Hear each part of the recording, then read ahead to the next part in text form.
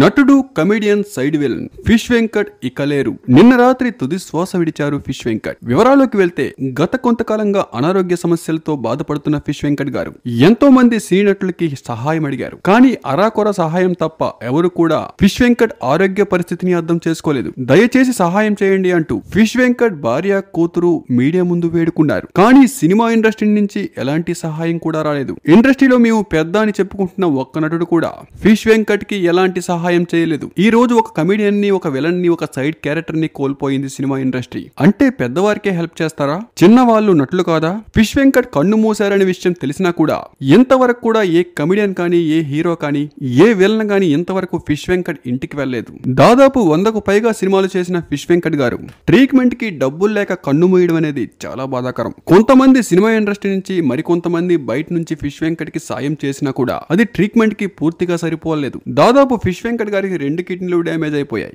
వాటితో పాటు ఫుల్ గా మద్యం సేవించడంతో ఆ ఉన్న ఒక్క లివర్ కూడా పోయింది. కొద్ది రోజుల క్రితం బోడుపల్లిలోని ఒక హాస్పిటల్లో చేరిన ఫిష్ వెంకట్ అయితే 2 కిడ్నీలు మార్పిడి చేయాలని వైద్యులు సూచించారు. అంతవరకు డయాలసిస్ చేస్తూ ఉన్నారు. ఇంతలోనే కొన్ని ప్రముఖ మీడియా ఛానల్ వెళ్లి కూడా ఫిష్ వెంకట్ ఉన్న పరిస్థితిని కవరేజ్ చేస్తూ ఆయనకున్న ప్రాబ్లం ని సినిమా ఇండస్ట్రీకి తెలిపారు. కానీ ఎవరు కూడా పెద్దగా స్పందించలేదని చెప్పుకోవాలి. కుటుంబ సభ్యులు మొత్తుకున్నారు. వైద్య సేవలు కూడా పొందలేని దీనస్థితిలో ఉన్నామని, సినిమా ఇండస్ట్రీ అంటే ఎవరైనా పెద్దలు సాయం చేయండి అన్నా కూడా అసలు ఎవరూ పట్టించుకోలేదు. ఈ రోజు ఫిష్ వెంకట్ చనిపోయినా కూడా ఎవరు కూడా ఇంటికి కూడా వెళ్ళట్లేదు. దీన్ని బట్టి ఎలాంటి దీన పరిస్థితుల్లో మనం ఉన్నామనేది సినిమా ఇండస్ట్రీలో అర్థం చేసుకోవాలి.